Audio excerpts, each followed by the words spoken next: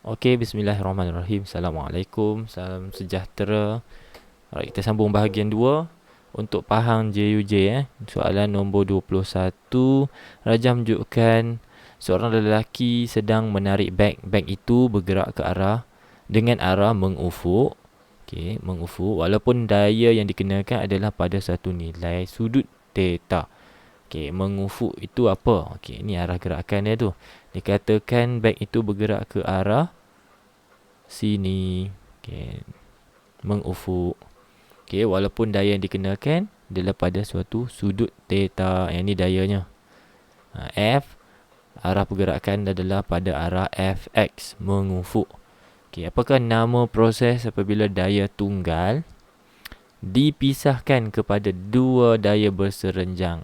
So kita resolve kan fx dengan fy tu. So apa namanya? Kita panggil itu leraian daya. Okay, resolution of forces. Alright. Next, soalan seterusnya. Rajah menunjukkan dua spring keluli dengan diameter yang berbeza. Kedua-dua spring diletakkan beban 10 Newton yang sama. Okay, so force yang sama, beban yang sama. Diperhatikan bahawa pemanjangan spring A adalah lebih panjang daripada B. A extensionnya more than extension of B. Okay, extension Ini Hooke's law ni. So kalau pemanjangannya lebih, bermaksud spring A lebih elastik. Lebih elastik berbanding spring B. Manakala spring B, kita boleh kata spring B adalah lebih keras, stiffer, lebih keras daripada spring A. Okay, macam mana boleh jadi macam ni? Mestilah dengan ciri iaitu nilai pemalas spring. Nilai pemalas spring bagi B adalah besar, sebab tu sifatnya keras. Nilai pemalas spring bagi spring A adalah sebaliknya, kecil. Sebab itulah dianya bersifat lebih elastik. So, yang manakah inference yang betul bagi situasi tersebut? Pemalas spring bagi B lebih tinggi, betul ke? B lebih tinggi. Mungkin betul. Pemalas spring A lebih tinggi. Tak betul. Tak betul. Tenaga kepayaan kenyal bagi B lebih kecil. Tenaga kepayaan kenyal bagi B lebih kecil. Ni kan tenaga kepayaan kenyal, kan ada formula dia. E sama dengan setengah F. Setengah Fx setengah Fx ataupun E sama dengan setengah Kx kuasa 2. Jadinya kalau satu spring tu nilai K nya besar, maka spring itu menyimpan lebih banyak tenaga keupayaan kenyal. So K yang besar, macam ni K yang besar, menyimpan tenaga keupayaan lebih besar. Jadi B salah lah. C salah. Tenaga keupayaan kenyal bagi B lebih kecil. Nampak tak B? B, K dia besar. Mestilah tenaga keupayaan kenyalnya lebih besar. Okay. So tenaga keupayaan A lebih besar. Tenaga keupayaan spring bagi A lebih besar. So yang ni K nya kecil. K nya kecil, mestilah kecil. Jadi salah juga. So the best answer will be A. Seterusnya, sebatang tiub U yang diisi dengan cecair X dan cecair Y. Mana cecair X nya? Cecair X ni kat sini. Okay, cecair X ni warna kuning saya buat. Cecair Y saya buat warna pink. Ini cecair Y nya. Boleh Alright, tu keadaan dia. Alright. Sekejap saya sambung baca. Ketumpatan cecair Y, density untuk Y adalah 1300. Okey, yang ni density untuk Y.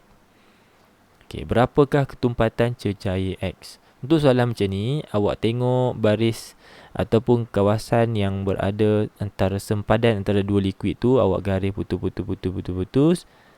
Sampai dapat macam tu. Kemudian awak tanda 2 titik. Okey, pada rajah tersebut. Okey, awak kena faham bahawa kenapa kita tanda 2 titik tu? Kerana pada titik tersebut daya tekanan dalam cecairnya sama. Kenapa tekanan dalam cecair sama? Kerana kedalamannya sama. Okey, bila kedalaman sama, tekanan dalam cecairnya sama. So awak dah tanda point situ, kita akan compare pressure pada titik X, dan pressure pada titik Y. Okay, yang akhirnya kita boleh assume bahawa pressure pada X sama dengan pressure pada Y. Okay, itu konsep dia. Konsep untuk kita menjana jalan kira jawapan dia. So pressure in liquid sama dengan apa?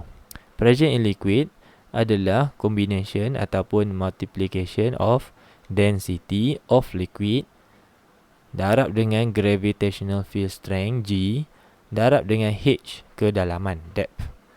So yang tu lah kita isi sebelah kiri dengan sebelah kanan tu. Rho GH sama dengan Rho GH. Okay, so rho yang sebelah kiri adalah yang X punya, rho sebelah kanan untuk Y punya. Okay, disebabkan G nya sama, maka kita dah boleh potong G dekat sini. Okay, tinggallah apa yang ada dekat situ, density dengan kedalaman sahaja. Alright, kita pun tengok kepada unit. Kita ada kgm -3, bermaksud sebarang GC mesti dalam kg. Okay, dan sebarang unit bagi panjang atau isi padu mestilah m cube, m kuasa 3. So kita tengok pula H kita. Okay, ni H kita dalam cm, so no problem lah, boleh guna terus. Okay, density untuk X, which is yang kita nak cari, density of X darab dengan H di bahagian X. H bahagian X adalah 13 cm, sama dengan density of Y. Density Y sudah diberi 1300 darab dengan kedalaman pada Y, tube Y. Tube Y ni kedalaman dia 21.5.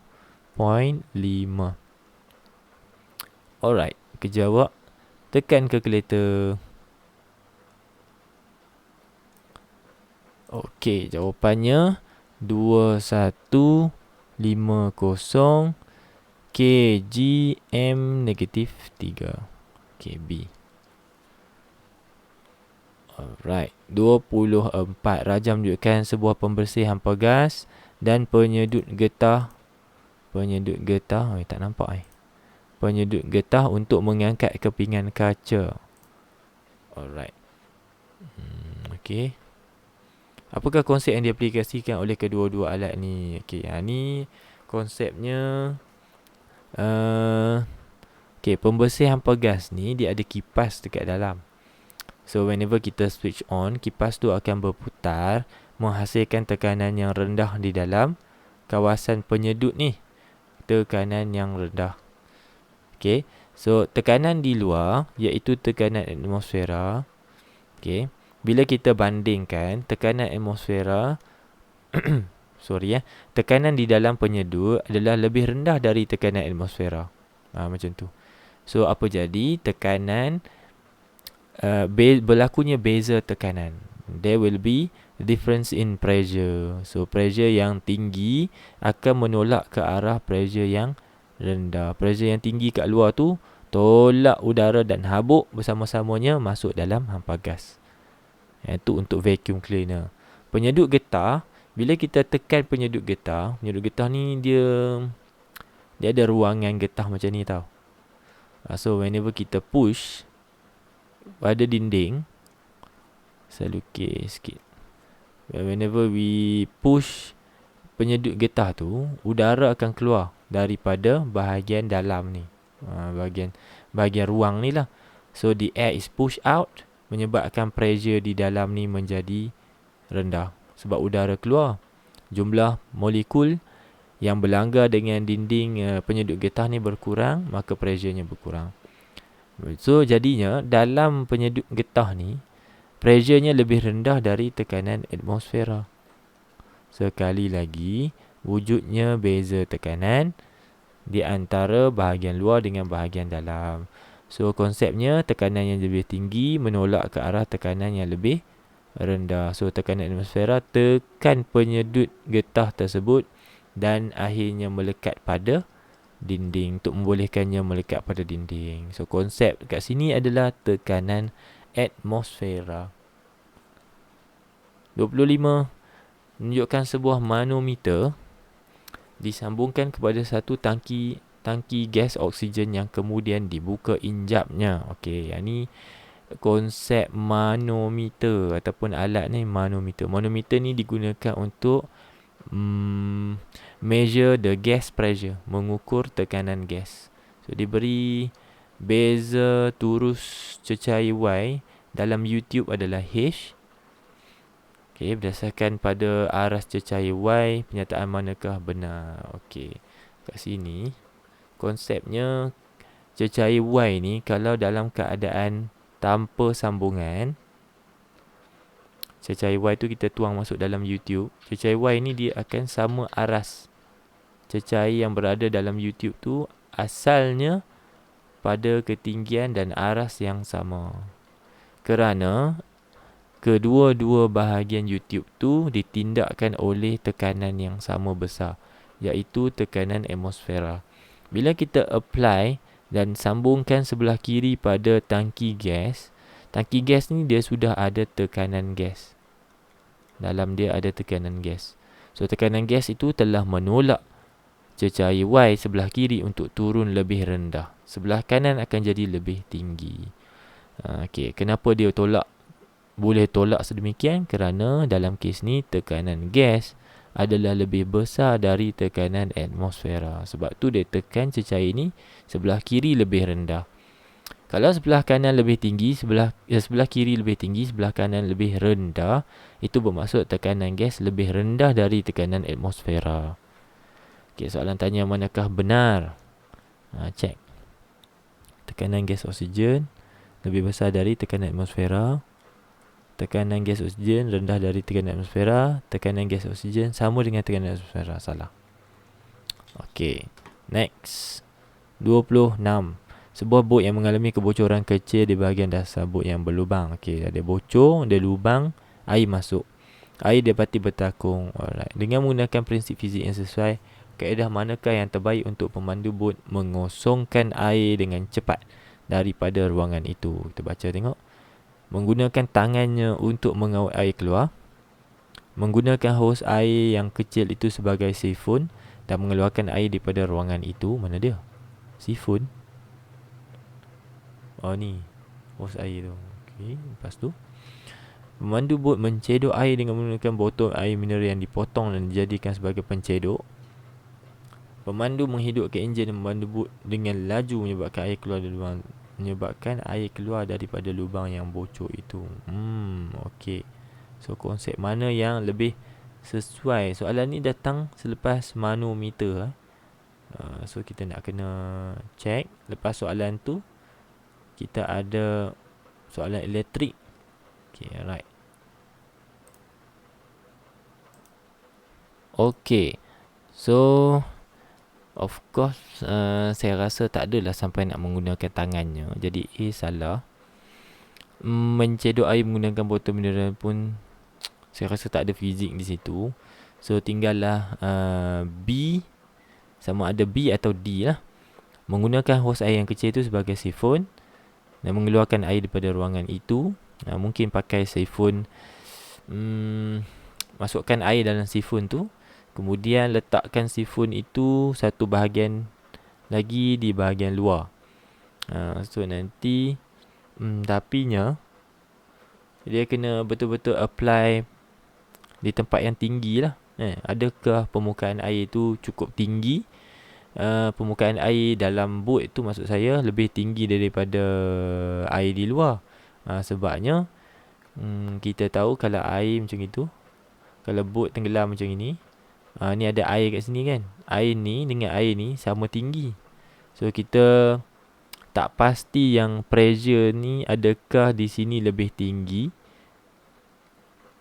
daripada air dekat luar ni. Yang tu kita tak pastilah. Kalau ketinggiannya sama, maka pressure dia sama. So tak boleh berfungsi juga sifon tu. Itu satu. Okay. Yang kedua adalah pemandu menghidupkan enjin dan memandu bot dengan laju, menyebabkan air keluar dari lubang yang bocor tu. Air keluar daripada lubang yang bocor itu. Okay. So kalau saya tengok mungkin ni interpretasi saya. Pada keadaan bot yang laju, okay, apabila bot laju, pergerakan air di bawah jadi lebih tinggi hal lajunya, maka kata Bernoulli pressure jadi low. Pressure in that region will become low. Pressure dekat sini low. So pressure di atas, disebabkan pressure di bawah rendah, maka di atas jadi lagi tinggi pressurenya, menyebabkan air akan tertolak daripada lubang atau di dalam kompartmen yang ada air ni, tertolak ke bawah. Air tu masuk dalam lubang tu balik. Kerana dari pressure tinggi ke arah pressure rendah, tekanan akan ada penolakan atau daya daripada pressure kawasan tekanan tinggi ke kawasan tekanan rendah. So air keluar daripada lubang tu, turun semula ke laut kat bawah tu. Mungkin tu interpretasi saya lah. Kalau saya mungkin jawab D, insyaAllah. Kalau ada pembetulan macam biasa, beritahu. 27, manakah betul mengenai beza keupayaan? Beza keupayaan adalah nilai V, potential difference. So yang paling tepat adalah, direct saja definitionnya adalah work done ataupun kerja yang dilakukan untuk menggerakkan 1 coulomb charge di antara 2 titik, daripada 1 titik ke 1 titik di suatu medan elektrik. Ni jawapannya C. 28, satu liter elektrik disambung dengan mentol berfilament. Kita tengok voltmeter selari dengan filament. Emitter, rheostat, bateri dan Swiss. Alright. So kita ada bahan yang namanya filament. Alright. Dalam filament ni ada tungsten lah. Ada tungsten. Jika mentol berfilament itu diganti dengan dawai konstanten, pilih pernyataan yang benar. Now kita nak bandingkan lah daripada yang asal, which is filament bulb ni pakai tungsten. Kita tukar kepada dawai konstanten. Tungsten ni rintangannya tinggi, konstanten ni rintangan lebih rendah. Kena faham yang tu. Yang manakah benar? Rintangan adalah malar. Tukar pada dawai konstanten, rintangan adalah malar. Apa maksud rintangan malar? Rintangan tak berubah. So yang tu jawapannya betul lah. Rintangannya betul. Konstanten ni rintangannya rendah dan rintangannya tidak berubah, iaitu sejenis konduktor yang obeys Ohm law, yang mematuhi obeys Ohm's law, mematuhi hukum Ohm. Hukum Ohm rintangannya malar. Itu yang pertama. Saya pernah bincang lah benda ni kan. Tapi tak apa, saya cerita. Dawai konstanten ni, kalau dia obeys, kita kata dia mematuhi hukum obeys Ohm's law, mematuhi hukum Ohm. Kerana bila kita buat graf, iaitu graf V melawan I, bagi konstanten kita dapat garis lurus. Dan garis lurus tu bila kita cari kecerunan, Ohms kata yang itulah nilai rintangan bagi konstanten. So setiap titik awak cari kecerunan, titik sini ke, titik depan lagi ke, titik atas lagi ke, titik paling hujung ke, awak dapat rintangan yang sama. Contohnya sini awak dapat 2 ohm, hujung ni pun awak akan dapat 2 ohm, 2 ohm, 2 ohm. Sebab garis lurus, kecerunannya sama. Yang ni untuk dawai konstanten yang rintangannya tidak berubah, rintangannya malar. Dan nombor 3 juga betul. Beza keupayaan berkadar terus dengan arus. So V directly proportional to I. Okay. Tapi untuk tungsten ni does not obey Ohm's law. Bila kita buat graf yang paksinya sama, iaitu V lawan I, maka kita dapati garisan graf itu tak lurus. Kita dapat suatu lengkungan. Kalau saya tanda 2 titik dekat sini, titik yang pertama, titik yang kedua, kita dapati bahawa titik yang pertama kecerunannya rendah. Titik yang kedua, apabila I meningkat, tiba-tiba kecerunannya bertambah. So, apabila kecurunan rendah, rintangannya kecil. Bila arus bertambah, rintangannya turut meningkat. So, rintangan tak sama kan? Rintangan tak malar, nampak? Daripada rintangan rendah, tiba-tiba shoot up. Rintangannya meningkat. So, yang ni yang kita panggil tungsten sebagai does not obey Ohm's law. Tidak mematuhi hukum Ohm. So, jawapannya 1 dan 3 sahaja.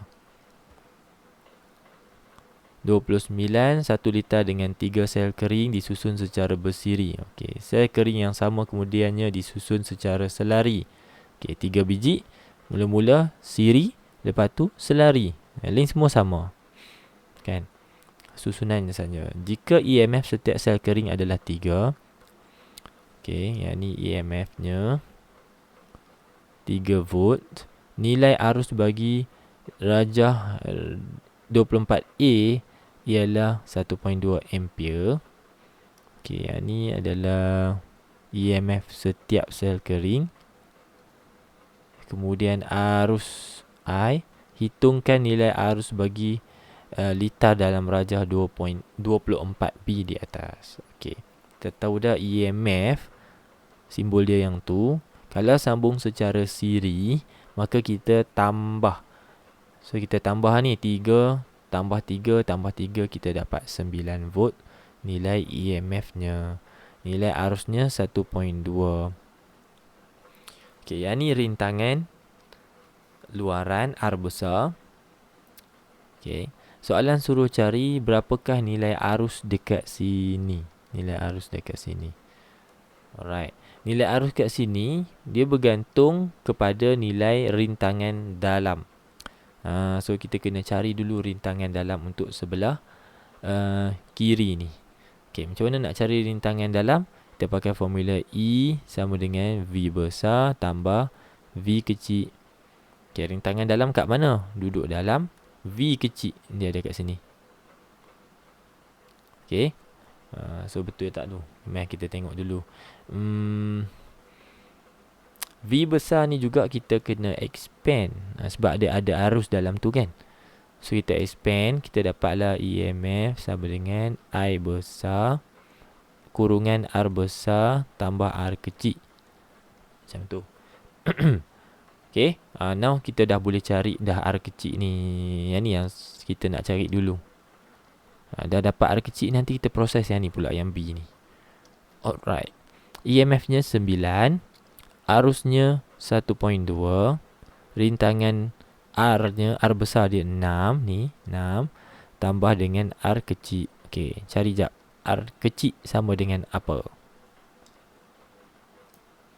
Okey, so kita dapati bahawa R kecil iaitu rintangan dalam 1.5 ohm bagi 24A.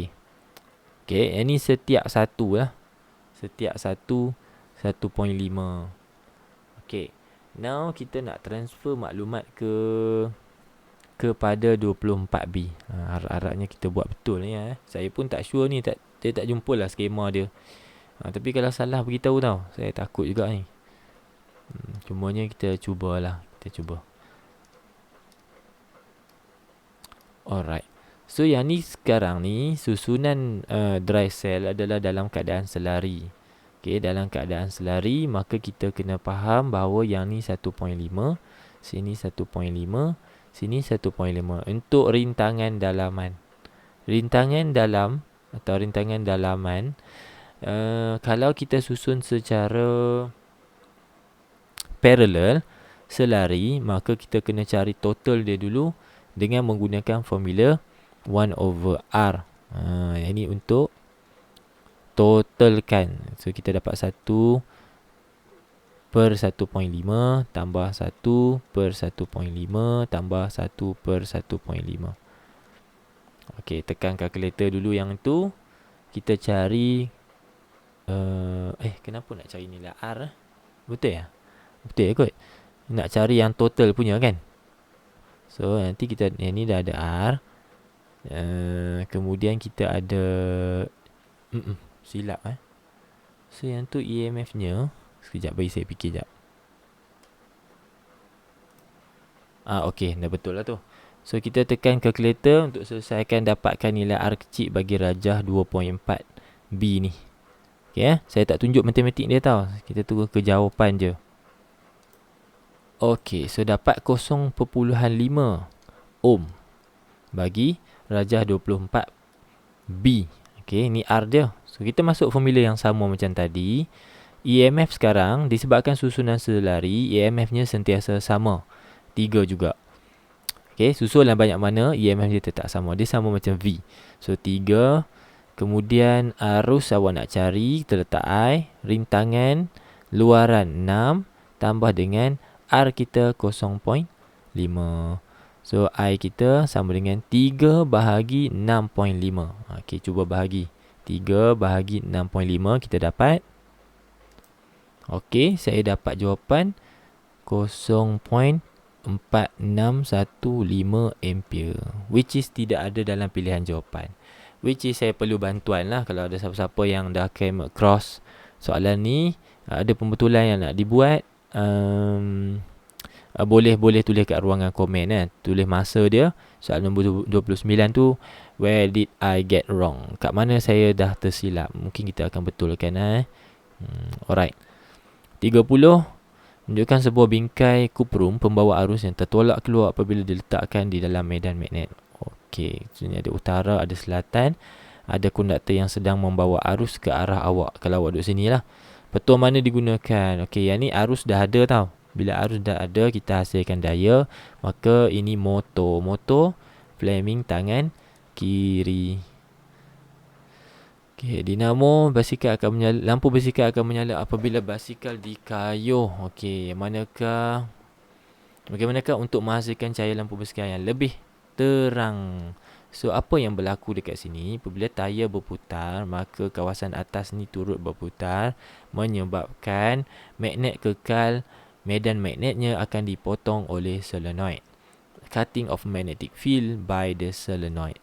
So the greater the rate of cutting of magnetic field, the greater the induced current. Arus aruhan akan bertambah, induced current. So macam mana nak jadikan cahaya tu lebih terang? Bermaksud kita nak increase the induced current. How? Kita kayuh laju-laju lah. Ada tak kayuh laju-laju? Menambahkan laju gerakan relatif. Mungkin. Menambahkan jarak antara magnet. Tak boleh. Nanti lambatlah nak berlaku pemotongan tu kan jauh. Menggunakan magnet lemah tak betul. Menggunakan stronger magnet. Mengurangkan bilangan lilitan. Nanti kuranglah pemotongan medan magnet tu. Okay, so C. 32. Transformer jana kuasa ulu jelai mempunyai beza keupayaan primer. So yang ni VP. Dan beza keupayaan sekunder VS. Mendapati terdapat kebocoran flux magnet pada transformer menyebabkan kecekapan transformer tersebut menurun kepada 80%. So yang ni adalah efisiensinya. Efisiensi macam mana tau? Saya pun tak ingat lah. Dia punya simbol pula dah. Okay, so efisiensi 80%. Berapakah arus dalam gegelung sekunder sekiranya arus dalam gegelung primer adalah 8 ampere? Arus dalam gegelung primer. Okay, dekat sini ada few information yang awak kena digest. Okay, dan kita nak tahu juga formula apa yang sebenarnya nak diguna pakai. Okay, so kita ambil konsep iaitu soalan mention yang efisiensi transformer bukan 100%. So dia bukan transformer unggul. Okay, kita boleh tulis dalam bentuk ayat lah. Power yang dihasilkan oleh output is approximately 80% daripada power input. Dalam bentuk ayat. Okay, kemudian kita masukkan maklumat dari situ lah. Power sama dengan apa? Power sama dengan I darab dengan V kan. So untuk power output bagi bahagian transformer dikira sebagai secondary. So kita letak secondary. 80% kita tukar kepada perpuluhan, kita dapat 0.8. Yelah 80 bagi 100 kan, 0.8. Okay, power sekali lagi. Power sama dengan I darab dengan V. So untuk input pula kita guna bahagian primary. Pada sini kita ganti je lah. IS adalah arus yang awak sedang cari, IS. VS, kita tengok VS berapa nilai dia. VS 480. Okay, selesai belah kiri. Sebelah kanan 0.8. Darab dengan IP. IP adalah 8 ampere. 8. VP 120. So kita letak sini 120. Okay, kira lah matematiknya.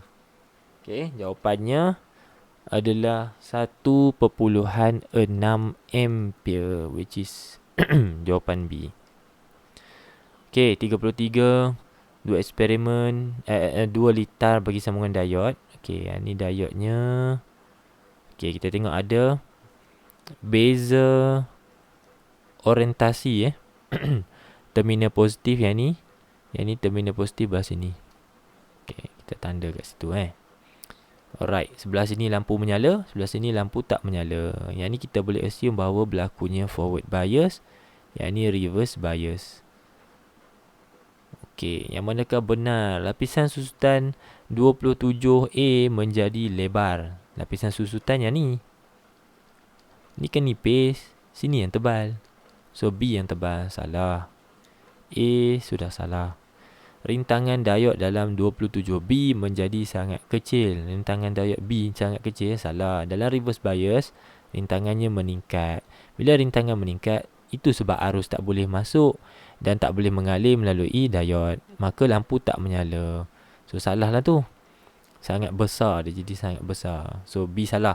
Voltan simpang merentasi lapisan susutan berkurang. Dalam B, voltan simpang dalam raja 27B menjadi berkurang. Salah salah. Sebab kalau rintangan meningkat, voltan simpang juga meningkat. Okay, so kita tengok betul ke D ni. Lohong dan elektron dalam 27A bergerak mendekati lapisan susutan. Ya. So kita tengok sini, kita dapati bahawa bahagian di sebelah sini yang kita kata charge carrier, majority charge carrier sebelah sini bergerak ke arah terminal negatif. Yang inilah dia hole-nya. Hole dia bersifat positif, bercharge positif, maka dia sentiasa akan mendekati terminal negatif. So bergerak ke arah sini, mendekati lapisan susutan.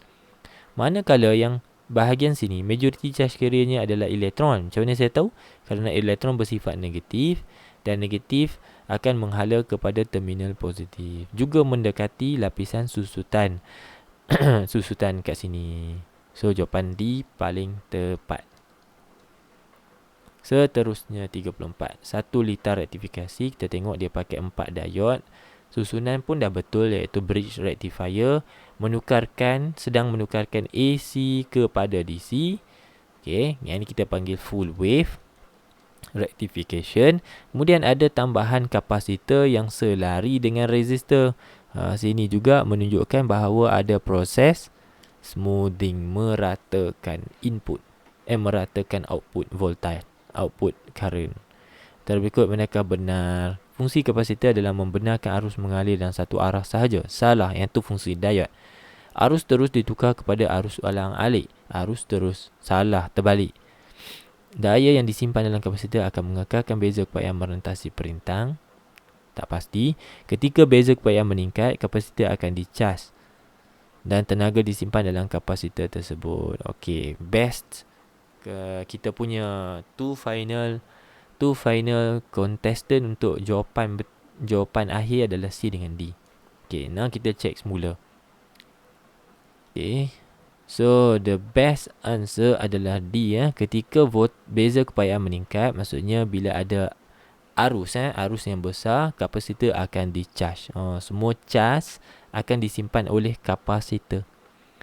Tenaga tersebut disimpan dalam kapasitor. So yang ni yang kita tahu fungsi kapasitor ada dua, iaitu kapasitor akan menyimpan cas jika arus melaluinya, dan kapasitor akan melepaskan cas ketika arus tidak melaluinya. Itu sifat kapasitor. 35. Sebuah litar suis loceng automatik yang dipasang di dusun untuk menghalau haiwan liar dari menyerang tanaman pada waktu malam. Okey, so keyword dia sini malam. Beza kepayaan merentas RS mestilah sekurang-kurangnya 12 volt. RS mana? Okey, yang ni VRS sama dengan 12 volt. Untuk menghidupkan loceng. Okey, apa lagi maklumatnya? Berapakah rintangan LDR untuk membunyikan loceng? Okey, rintangan LDR kat sini kan. R LDR. Itu kita letak RST lah. Kita nak cari kat sini berapa nilai dia. Okey. So untuk cari RST, kita pakai formula lah. Kita pakai formula iaitu V ST sama dengan R ST. Kalau nak cari RST, sini mesti ST juga. Lepas tu kita ambil hasil tambah R ST dengan RS. Okey. Kemudian tutup kurungan, darab dengan V. Untuk formula dia. VST. Kita ada tak VST? VST kita, kalau sini 12, sini 15, maka bakinya voltan sini 15 tolak 12, kita dapat 3. So kita ganti sini 3. RST yang kita nak cari, RST bahagi dengan RST tambah dengan RRS. Ni RS kan, R dia adalah 2 kilo. 2 kilo. So kita letak sini 2000 lah. Kenapa saya tak letak 2? Sebab kat bawah ni saya tengok semua ohm. Okay, so saya ganti ohm lah. Siap. Kemudian darab V 15. Okay, selesaikan matematik itu. Baik, kita ambil dulu 3 bahagi 15. Okay, berapa 3 bahagi 15? Okay, kita dapat 0.2. So kita ada 0.2 sama dengan RST bahagi RST tambah 2000. Okay, selesai situ. Kita pun bawa naik atas. Jadilah 0.2 RST tambah dengan 2000 darab 0.2 berapa? Okay, 0.2 darab 2000. Dapat 400 sama dengan RST. So RST ni, yang ni bawa pergi sana, jadi tolak. So 1 tolak 0.2 dapat 0.8. 0.8 RST sama dengan 400. So RST sama dengan 400 bahagi 0.8. So bahagi 0.8.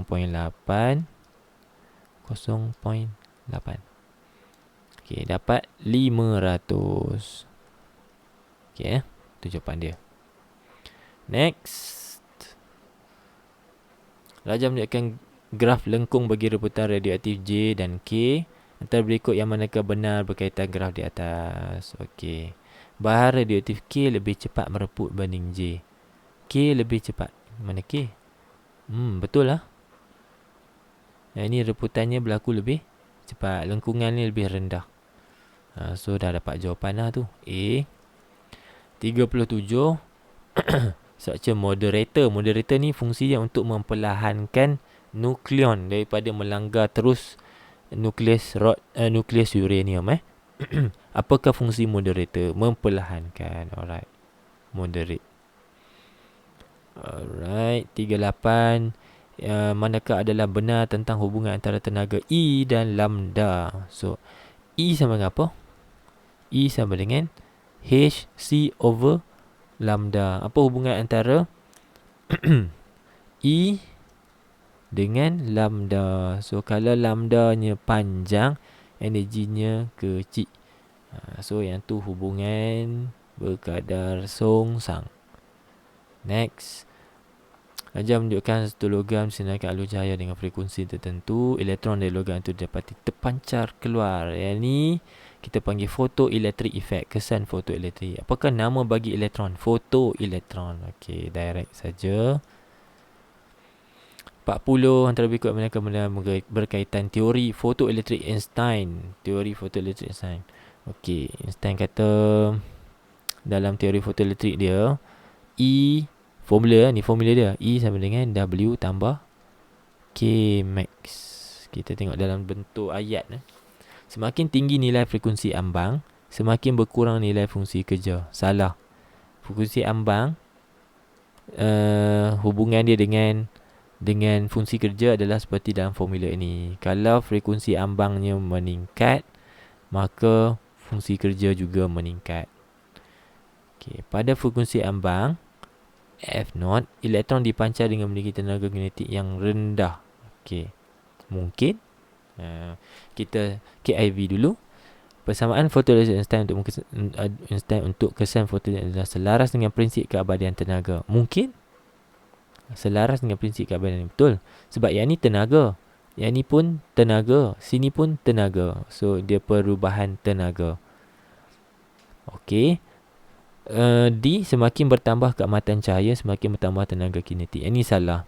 Kesan fotoelektrik langsung tidak berkait dengan keamatan cahaya. So B dengan C. Best answer kita adalah C, kerana di sini pada frekuensi ambang F0, elektron dipancarkan dengan memiliki tenaga kinetik yang bukan rendah. Jawapannya tenaga kinetiknya kosong. Okey. Sebab tu kalau kita tengok dalam formula, E sama dengan W tambah K max kan. So K max ni sebenarnya apa? Kalau menurut formula ni, kita susun balik, dia sama dengan E tolak dengan W. E sama dengan apa? HF. W sama dengan apa? HF not. Kalaulah frekuensi foton sama dengan threshold frekuensi, iaitu frekuensi ambang, seperti mana B cakap tu, kalau pada frekuensi ambang elektron dipancarkan, okey, maksudnya cahaya tu membawa frekuensi yang sama dengan frekuensi ambang. Contohlah kan, saya letak sini 5, sini pun 5. Yang ni kan constant nilai dia tu. So kalau kita selesaikan, kita dapat jawapan kosong. Kosong joule. So bukan rendah, sebaliknya sifar. Okay, best answer adalah C. Itu saja untuk video kali ni. Terima kasih yang mana support channel saya ni. Sebar-sebarkan bagi kawan-kawan pun buat banyak pasir, buat banyak soalan trial, insyaAllah boleh bantu awak untuk SPM A+, insyaAllah. Saya doakan semua. Terima kasih, jumpa lagi. Assalamualaikum.